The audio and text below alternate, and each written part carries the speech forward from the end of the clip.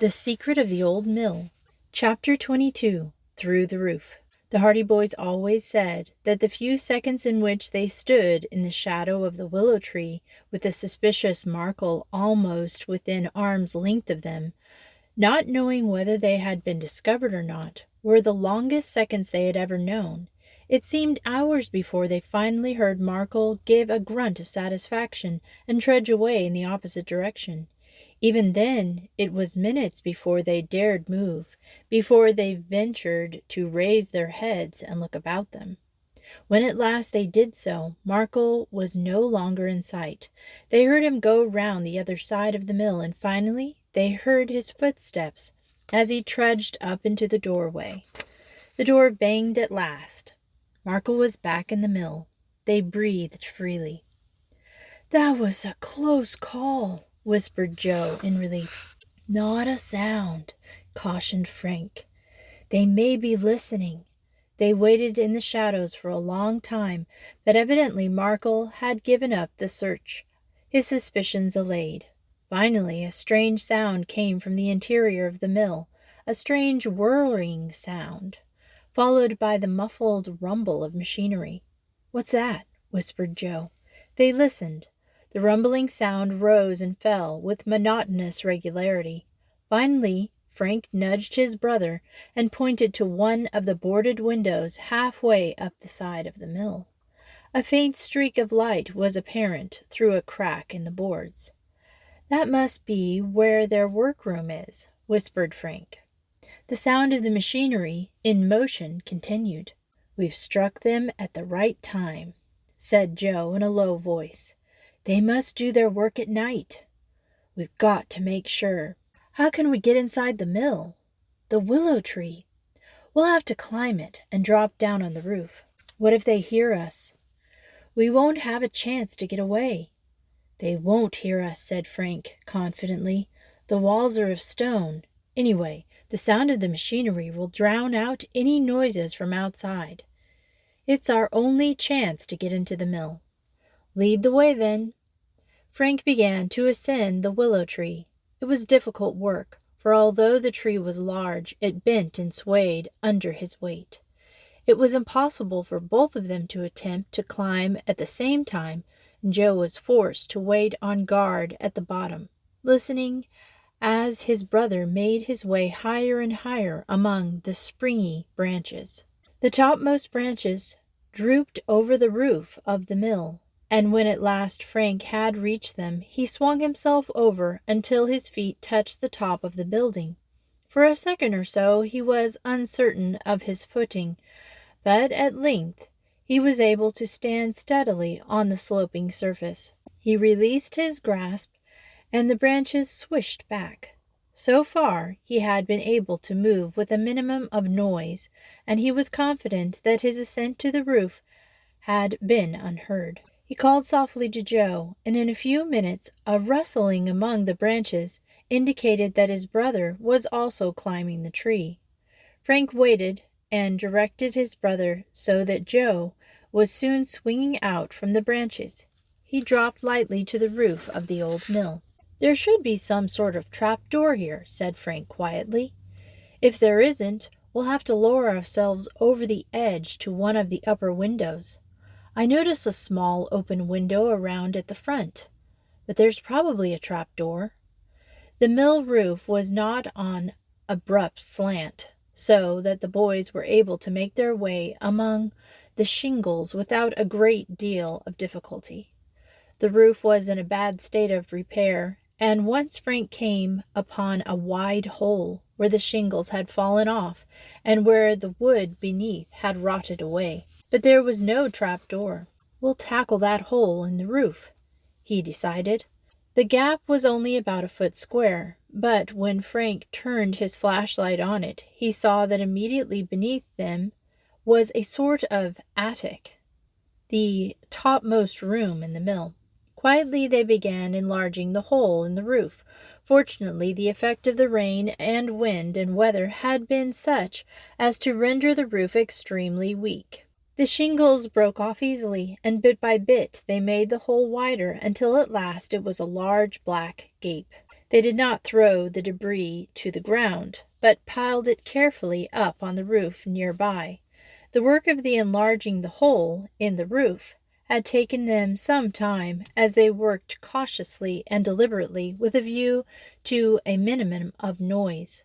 Finally, they agreed that there was sufficient space to admit the passage of a human body, and Frank began to lower himself through the opening.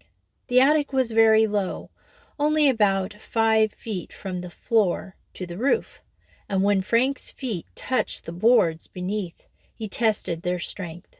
Having satisfied himself that the floor was strong enough to support his weight, he crouched down, flashing the light about him in search of some mode of egress to the lower part of the building. He cautioned Joe to wait on the roof. The condition of the building was such that the floor might not be strong enough to hold them both, in which event disaster would overtake them. At first, he thought the attic was entirely separated from the rest of the mill. The floor seemed to be solid. There was not the sign of a stairway or opening of any kind. Frank was bitterly disappointed to have been successful so far and then find themselves in a narrow little room under the eaves of the mill. Suddenly he caught sight of a crack between the boards, and he held the flashlight closer to investigate. He found a space about 2 feet square, evidently a trap door cut in the floor, and he tugged at the edges of this until, length, he managed to raise one side of it. Then quietly he worked at the trap door until he was able to lift it out of place. He raised it and put it quietly to one side. It was very dark beneath the opening, and he flashed the light down once for a brief second. It was long enough to show him that a ladder led from the opening of the floor of the musty, unoccupied room below. "So far, so good," he whispered to Joe. "All right. Come ahead." In the aperture in the roof, he could see Joe's form silhouetted, and then his brother scrambled down beside him in the attic. "I found a trap door," Frank whispered. "Where does it lead to?" "There's another room directly below us. It's empty. The workroom must be just below that. But that's a door at the far side of the room, and I think it leads to the stairs that run to the bottom of the mill. Shall we go ahead? May as well. We haven't been seen yet, nor heard." Frank handed the flashlight to his brother, then groped his way to the trap door. He managed to place one foot on the top rung of the ladder beneath the opening. It held beneath his weight, although the ladder creaked warningly. Cautiously, step by step, he descended. There was the utmost need for silence. From the position of the flash of light that he had seen through the crack in the floorboard window, he judged that the workroom of the counterfeiter was about midway in the mill. Immediately below the deserted room into which he was now descending, the mill widened out towards the bottom, and Frank judged that the lockstone room on the ground floor and the room above were those used by the men. He reached the bottom of the ladder at last, touching the floor without a sound. He whispered back to Joe, and in a few seconds a faint noise from above told him that his brother was also descending into the dark room. The rumble of machinery was louder and came from directly beneath his feet. Also, he could hear a muffled murmur of voices. He had not been mistaken. The workroom was immediately beneath. Joe reached the bottom of the ladder in silence. Frank groped for the flashlight. He switched it on. The room in which they were standing was a low-ceilinged, bare chamber, on the far side of which was a doorway that led to a flight of stairs. Frank stepped cautiously over to the door and peered down the stairs. They led to a landing a short distance below, and continued from there to the bottom of the mill. The room beneath the one in which they were standing evidently opened into the landing. Frank made a mental note of all these features so that he would have a good idea of the layout of the building in case it became necessary for them to make a hurried retreat. He heard a whisper from behind him. He turned quickly. Joe was crouching on the floor, peering through a crack in the boards. He motioned to Frank to come over. Chapter 23. The Alarm. Frank crouched on the floor beside his brother. He switched off the flashlight. The room was in darkness. Immediately he could see a glow of light through one of the cracks in the flooring. By crouching close to the floor, he could see through the cracks into the room beneath. At the sight he almost gave an exclamation of triumph. There were 3 men in the room. The 3 men of the mill. Uncle Doc, his companion, and Markel. They were standing beside a machine that looked like a printing press. Their sleeves were rolled up, and they were wearing inky aprons. The printing press was rumbling steadily, and Markel was feeding it with small sheets of peculiar greenish paper. But it was what was heaped on a low table beside the press that particularly attracted the attention of the Hardy Boys. There they saw neat bundles of crisp, new bills. They were heaped high on the low table, each bundle in a thin paper wrapper, and their denominations ranged from $5 to $50. "They're printing counterfeit money," whispered Frank. Joe nodded. A tingling excitement possessed them. In spite of the fact that they knew the bills were counterfeit, there was something fascinating in the sight of those hundreds of crisp green bills. Their view of the room was limited, but by moving from side to side, they were gradually able to take in all the details of the little chamber.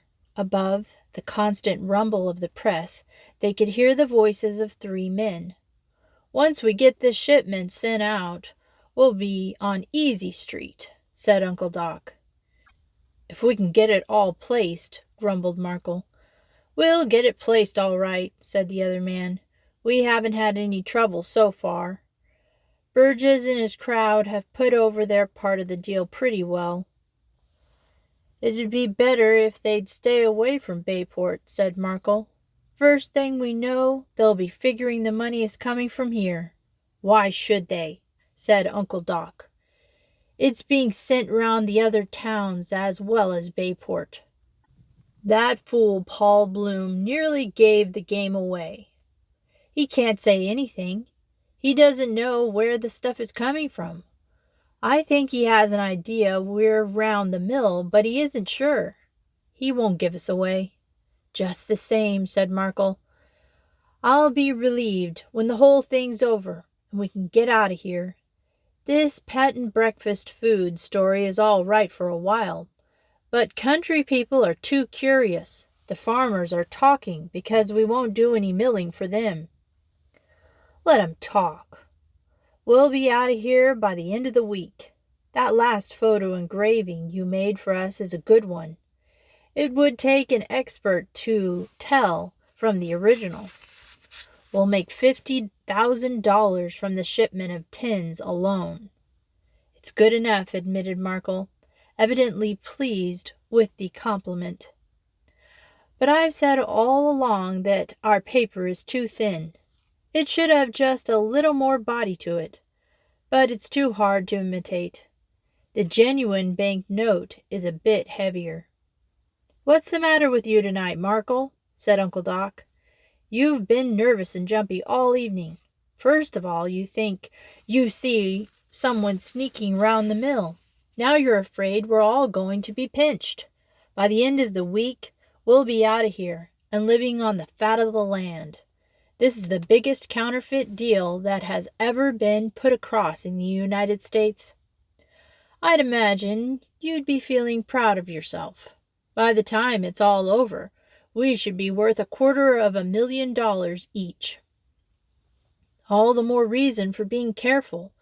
You have to watch your step in a game like this." "And haven't we watched our step? Who would ever suspect this old mill? Why, there's Hardy, the detective, living right in Bayport. He's never suspected a thing. And the Federals, they think we have a plant somewhere in the woods back of Barmont Village. It was a good idea to take over the mill, I'll admit it, but the sooner we're out of here, the better.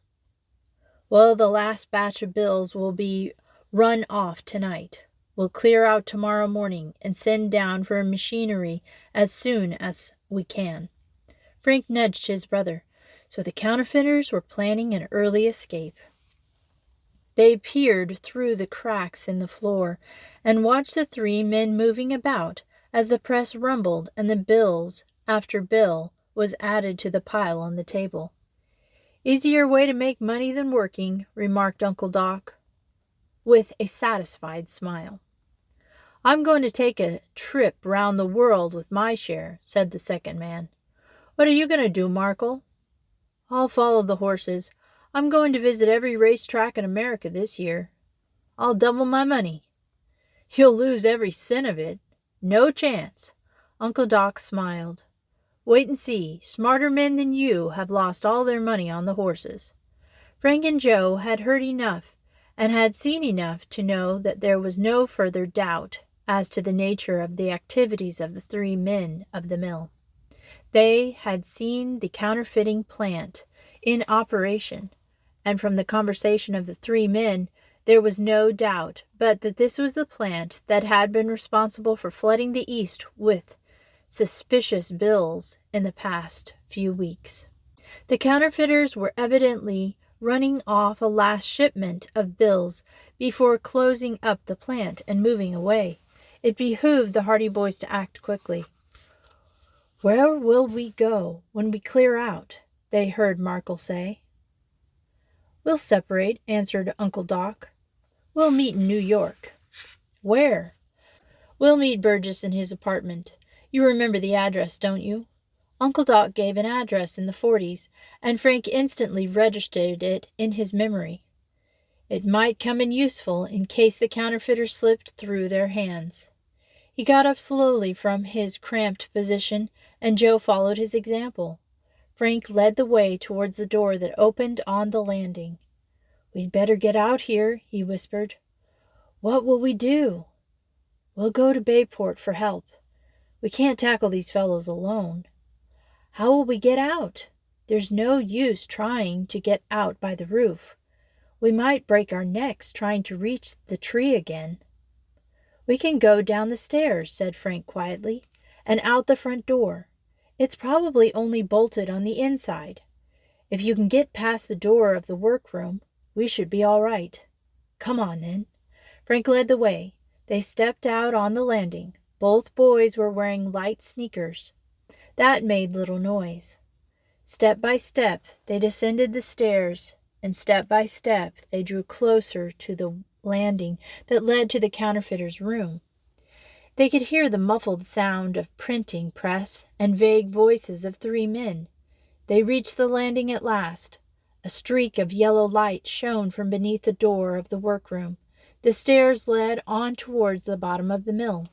Each lad held his breath as he traversed the dangerous distance to next flight of stairs. Here, and if anywhere, they were in danger of being heard. But the low voices within the room continued. The steady rumble of the press went on without interruption. Frank gained the top of the steps. Joe followed. They went slowly down the stairs. Frank could see the dim outline of the mill machinery in large room below, with dark shapes of the door in the distance. Once they gained the door, they would be comparatively safe. The thought had hardly crossed their mind when his foot struck suddenly against some solid object. There was a slight noise. The object moved. Then it went clattering down the stairs with an uproar that seemed to awaken the echoes from one end of the mill to the other. He had kicked over a pail that had been left lying on the stairs. The noise would not be unnoticed. He knew that. With a bound, he had reached the bottom of the steps. There was no time to seek escape by the door, for already he could hear someone running across the floor of the workroom above. They must hide, and hide quickly. Joe was close behind him. Frank turned and sped through an open doorway close at hand. The boys found themselves in a gloomy stone room in which several large pieces of machinery could be dimly distinguished in the faint light. From the floor above, they could hear voices. A door opened. Frank glanced back, and he could see a beam of light against the wall by the stairs. "I'm certain I heard noises," they heard Markle saying. "I'm going to find out what caused it."